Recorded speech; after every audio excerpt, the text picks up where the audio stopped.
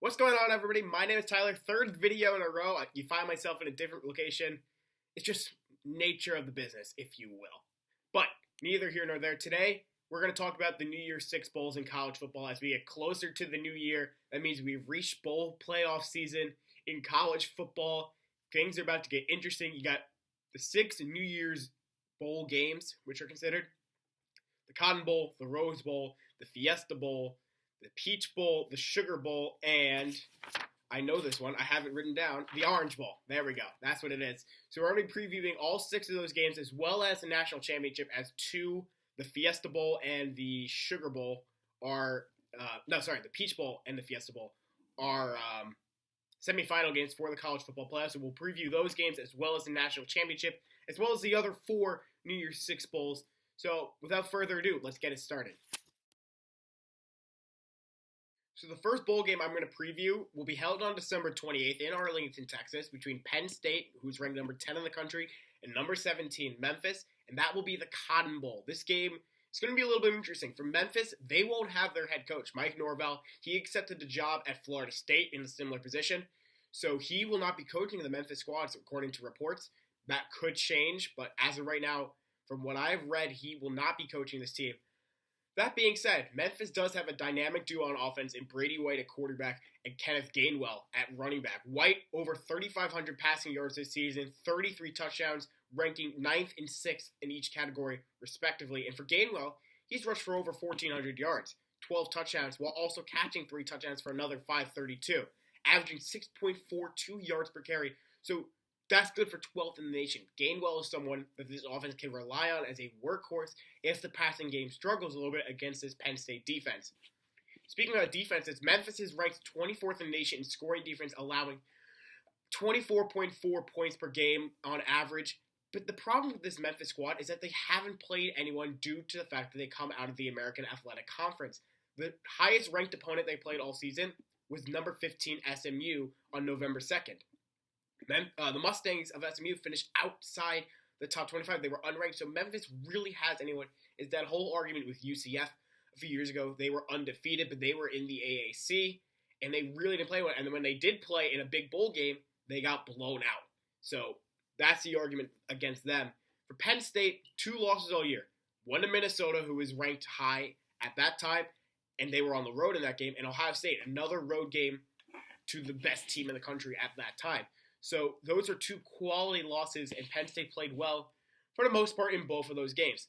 They do have a solid offense with Sean Clifford, Journey Brown, and Noah Cain. Clifford was pulled in the Rutgers game, the last game of the regular season, for the Nittany Lions due to an injury he suffered the week prior against Ohio State. Whether or not Clifford will play is still up in the air. If he doesn't, they do have Will Levis under center, who has played well in limited time this season. Brown and Cain, the backfield duo for this Penn State team, they're a sophomore and freshman, respectively, and they've combined ran for over 1,000 yards and 16 touchdowns, so it's really a ground and pound type offense for Penn State. But their moneymaker is on defense. They've allowed 14 points per game, 7th in the nation, and Yuder Gross-Matos has 8.5 sacks on the year, almost 22% of the team's 39 total sacks this season.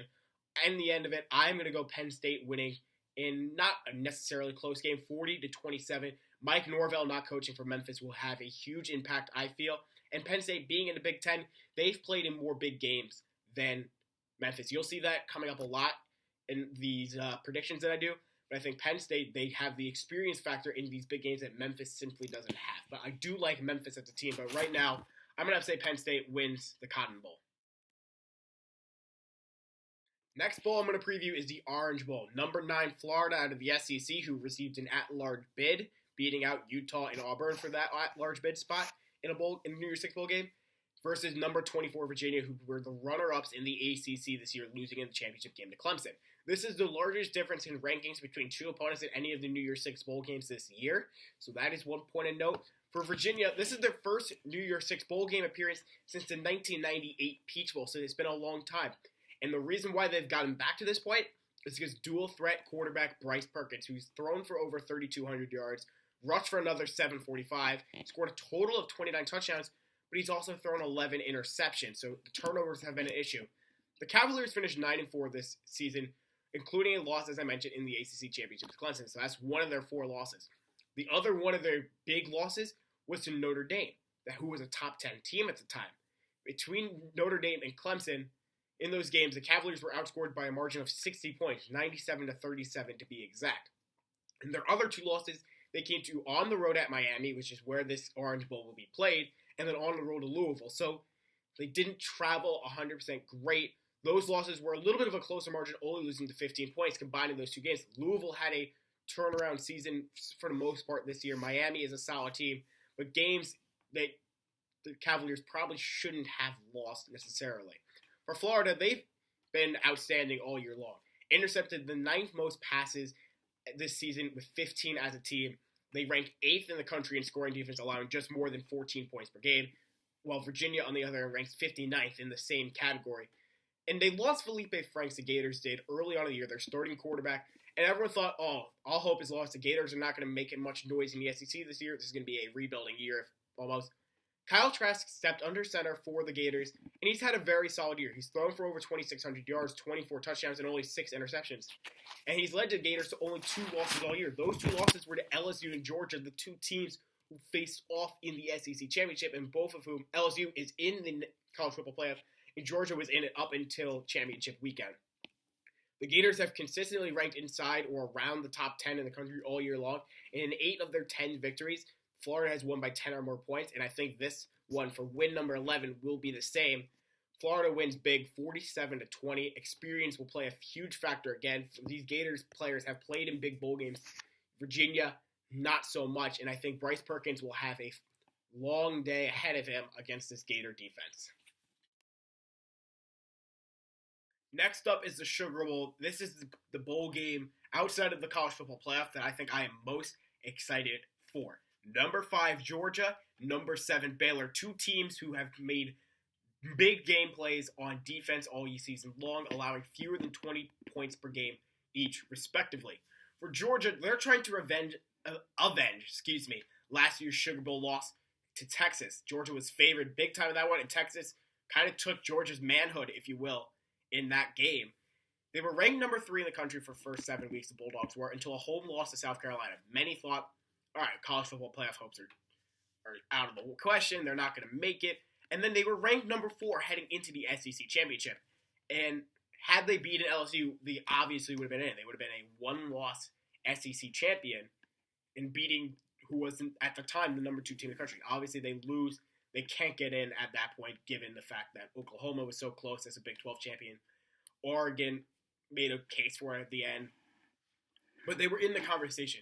And they also beat some talented teams in a way. I already mentioned that they beat Florida. They also beat Auburn, who was a top 15 team, I believe, in the country at the end of the year.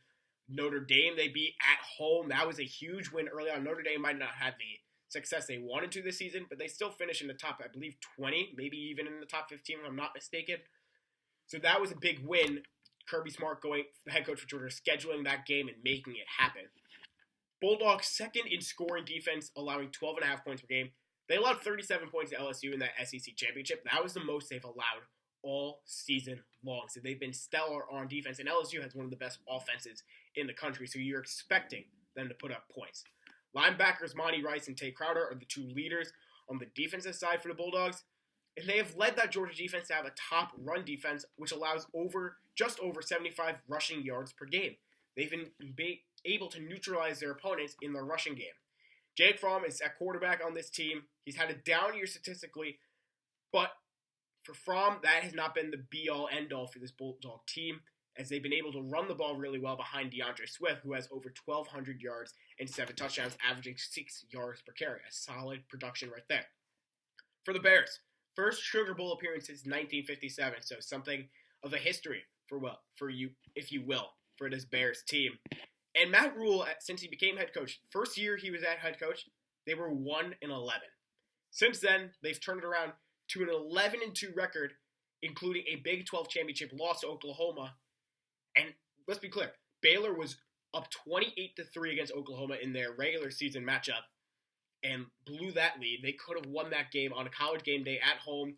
Probably should have, and they would have been much more likely in the college football playoff conversation. And then in Oklahoma, they lost their starting quarterback in Charlie Brewer to a concussion. They get down to their third-string quarterback and nearly pull off the upset once again to win the Big 12. If they win the Big 12, they're obviously in the college football playoff without a doubt. Running the ball has been a huge part of their identity. John Lovett and JaMychal Henry lead the team with over 600 rushing yards each, a combined 12 rushing touchdowns. And that being said, with Charlie Brewer out, as I mentioned, of that Big 12 championship, the running game took a hit. They ran for only 29 yards on 35 carries since Brewer left the game. So they need Brewer to keep defenses honest. And I think if they could do that, if Brewer is back for that New Year's Day game, he could really give this defense of the Bulldogs trouble with his ability to get out of the pocket and make things happen with his legs as well as his arm. Baylor defense has been outstanding all year long. As I mentioned, they rank 8th in the country in sacks, 43 as a team, 12 and a half of which come from James Lynch at defensive tackle. The Bears also were tied for third in the country with interceptions with 17, 6 coming from Grayland Arnold. That being said, Georgia, I think, wins. They've played in more of these big games in the SEC alone. They are trying to avenge that Sugar Bowl loss. I think last year with the Sugar Bowl loss, they should have beaten Alabama, and that kind of hangover effect wore on into the Sugar Bowl against Texas. They don't have that this year. They weren't expected to beat LSU. They weren't up by big margin over LSU like they were against Alabama. So I think Georgia will pull out this one. It will be close, 24-17, but I have Georgia winning this one. Baylor, though, I like where their program is going. I think they continue under head coach Matt Rhule in the future. All right, next up, number 4, the Rose Bowl, considered the granddaddy of all the bowl games. It will feature Pac-12 champion number 6 Oregon versus the runner-ups in the Big Ten, number 8 Wisconsin. For the Ducks, they lost their first game of the season against Auburn. It was a primetime game. Bo Nix made a miraculous comeback at the end for the Tigers to win it. And then they lost again to Arizona State in November. That they had literally knocked themselves out of the playoff contention. They did win the Pac-12, but had they not lost that game to Arizona State, I think they would have earned that final playoff spot over Oklahoma, given the resumes. For Wisconsin, they lost back-to-back games to Illinois and Ohio State in October, but still made it to the Big Ten Championship. And had they won that game, they did have a lead against Ohio State in the Big Ten Championship, who was number 1 in the country at the time and undefeated. I think it would have been hard not to include the Badgers. One loss team, yes, their loss was to Illinois, but they beat who was at the time the best team in the country, and when they were definitely not considered to win that game. I think of all the championship games aside from the ACC, no one thought Wisconsin was going to win. I think people gave Georgia a chance to win the SEC, slim ones. Baylor and Oklahoma for the Big 12 was a toss-up right there, and then Pac-12, Utah, Oregon, another toss-up. Teams are very similar from top to bottom. Oregon, number 9 in scoring defense. Wisconsin, number 10. Wisconsin, number 5 in sacks with 49. Oregon, number 13 with 41. Jonathan Taylor for Wisconsin has rushed for over 1,900 yards. C.J. Verdell for Oregon rushed for 1,171, both top 25 in the country in that stat. One big difference, though, is that quarterback. Oregon, they have Justin Herbert, who is the number 2 quarterback prospect in the 2020 NFL Draft, according to most experts, thrown for over 3,300 yards, 32 touchdowns, 5 interceptions, with a completion percentage of 66.7%. 4-year starter as well, which bodes well in his favor. For the Badgers, they have Jack Cohn. He's had a solid year. Don't get me wrong. 2,500 yards, 17 touchdowns, 4 picks, 70.1% completion percentage. But this is his first year as a starter, so I think this might overwhelm him, especially the quality of Oregon's defense. That could be a negative factor for the Badgers. All that being said, though, I think Wisconsin pulls out the win. I think they win 27-21. I think the stars will cancel each other out, and I think ultimately Wisconsin will be able to make a play, whether it be on offense or defense, at the end of the game that will hurt Oregon, and that will just dig in the hole for the Ducks. I think Wisconsin, they're built for this type of game. I think Jonathan Taylor will have a huge one, and ultimately Wisconsin pulls out the win in the Rose Bowl. All right, now we get into the college football semifinals. First up is the Peach Bowl. That will feature Big 12 champion number 4 Oklahoma and the SEC champion number 1 LSU. For LSU, it's been the year of the Tiger, if you will. They have shifted from more of an offensive focus, more of a pass-first offense, which ranks first in the country in yards per game, second in passing yards per game, third in scoring offense, sixth in third down conversion rate. Oh, and yeah, they just have the Heisman Trophy winner in Joe Burrow at quarterback. That's usually bodes well for them. Burrow transferred from Ohio State a few years back, and he's made the most of the opportunity with LSU during his time. This year, he's thrown for over 4,700 yards, 48 touchdowns, 6 interceptions, completing 78% of his passes, ranking him second, first, tied for 17th, and first in each category, respectively. That tied for 17th in interceptions, you got guys who have thrown 2, 3 interceptions, so it's not like he's not playing great. It's just there are so many guys who have thrown 5 or less in the country. There's a good solid amount that Burrow, 6 interceptions, that's a great number. You're not turning the ball over. So, no issue for Burrow there, excuse me. The 2 wideouts and Burrow's favorite targets for LSU, because obviously 48 touchdowns, you're throwing a lot. It's been Jamar Chase and Justin Jefferson. Chase, almost 1,500 yards and 18 touchdowns this season. Jefferson not too far behind with 1,200 yards and 14 touchdowns. And rushing the ball has been the identity for this LSU program for a long time. They had Leonard Fournette, and they've had a bunch of other guys who I can't remember off the top of my head, and they haven't shifted away from that entirely. Clyde Edwards-Helaire has rushed for just under 1,300 yards and 16 touchdowns this season. So it's been, if they can't beat you on the pass, they're going to run. But more often than not, they've been beating teams throwing the ball all season long. On defense, the Tigers have taken a step back from years past, ranking 32nd in the country in total defense, 37th sacks, tied for 5th in interceptions, DBU, that's what they call themselves, but they're also 28th in scoring defense. For Oklahoma, they are no slouch, though, especially on offense, ranking 5th in scoring offense, 16th in passing offense, and 12th in rushing offense, and 2nd in total offense. And that starts and ends with Jalen Hurts, quarterback, Heisman finalist in his own right, the first player ever to lead 2 different programs to the college football playoff, having done so with Oklahoma this year and Alabama a few years back.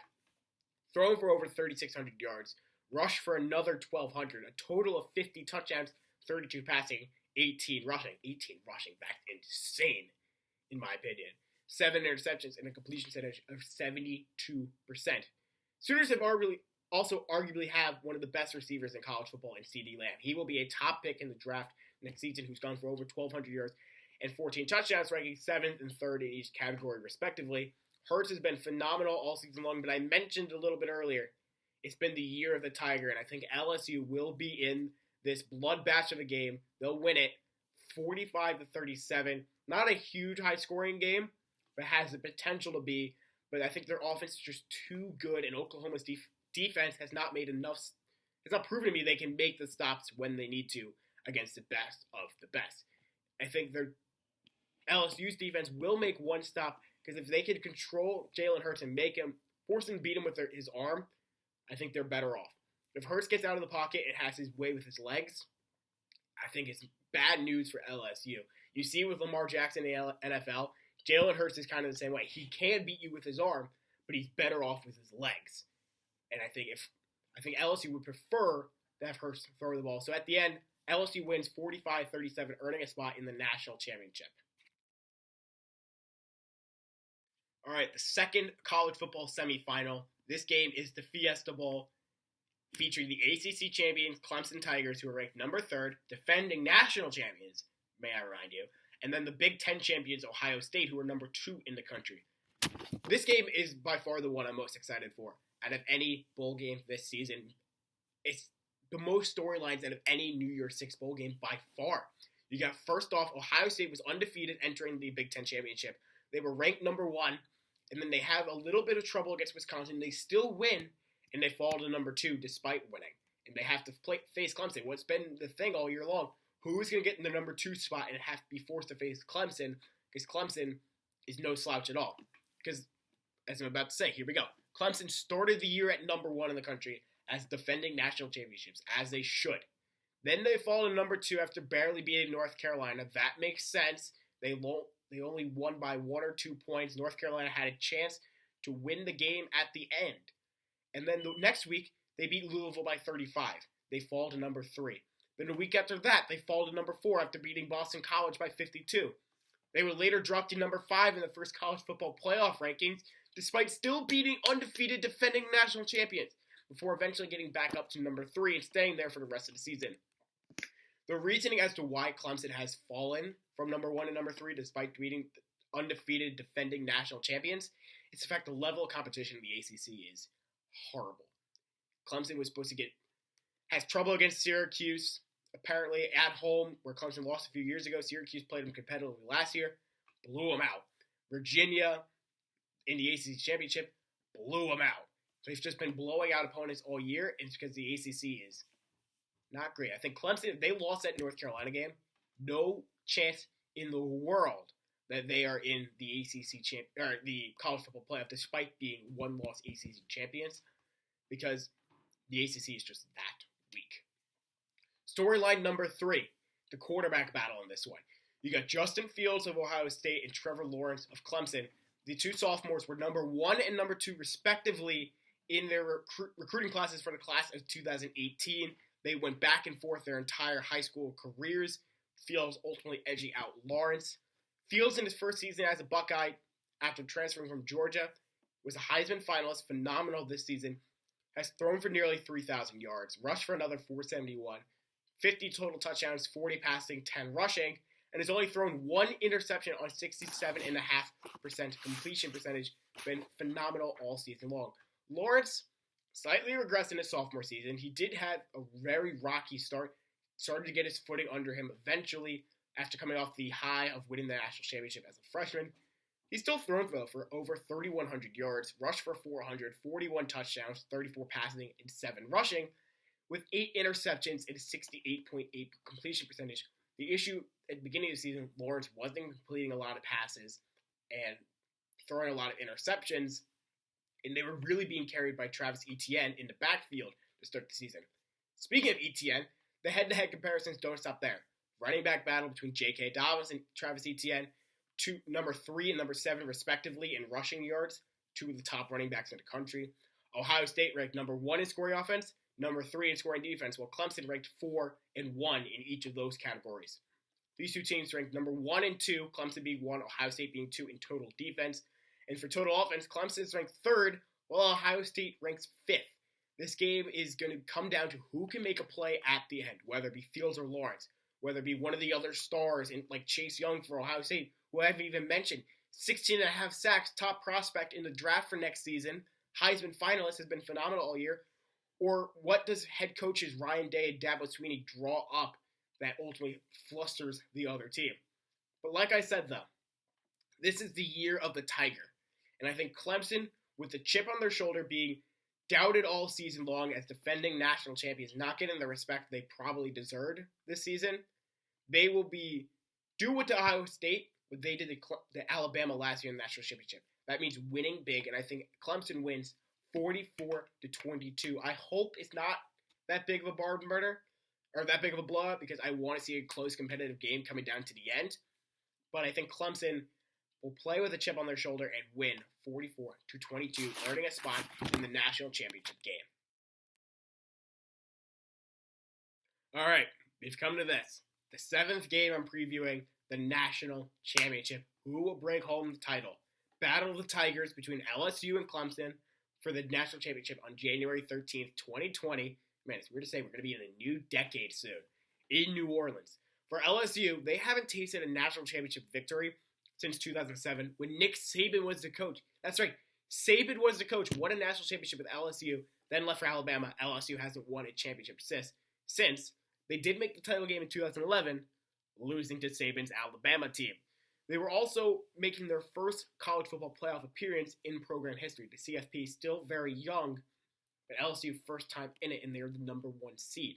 For Clemson, they've had a lot more success in recent years. They have played in the last 5 college football playoffs, winning it all in 2016 and 2018. They also lost a national championship back in 2015. The ultimate X factor in this game, I'm not going to go deep into stats again because I've already done that for both teams. You could rewind if you need a quick refresher or look it up yourself. But I think the ultimate X factor won't even be necessarily on the field. It's the fact that LSU's playing a home game. This game will be in New Orleans at the Mercedes-Benz Superdome, which is a 1 hour and 20-minute drive from Tiger Stadium, LSU's home stadium, so meaning there will be a lot of LSU fans in attendance, playing loud and proud, especially if their team comes out hot early. If Clemson plays well to start, obviously these LSU fans will be quieted. but I don't think that happens. I think LSU caps off the perfect season. They'll win 45-27. Joe Burrow will ride off into the sunset, go to the NFL, being the number 1 pick by the Cincinnati Bengals, and we'll be talking next year about who will replace LSU as the defending champions. But I think LSU wins the national championship this year, 45-27 over Clemson. So what do y'all think? Do you think my predictions will come to fruition, or am I just talking crazy and don't know anything about college football? I want to know what you think. So leave your comments down below. As this video is coming out right before the holidays or around the holidays, I hope you and your family have a happy holiday, safe travels. Thank you so much for watching, and we'll see you next time.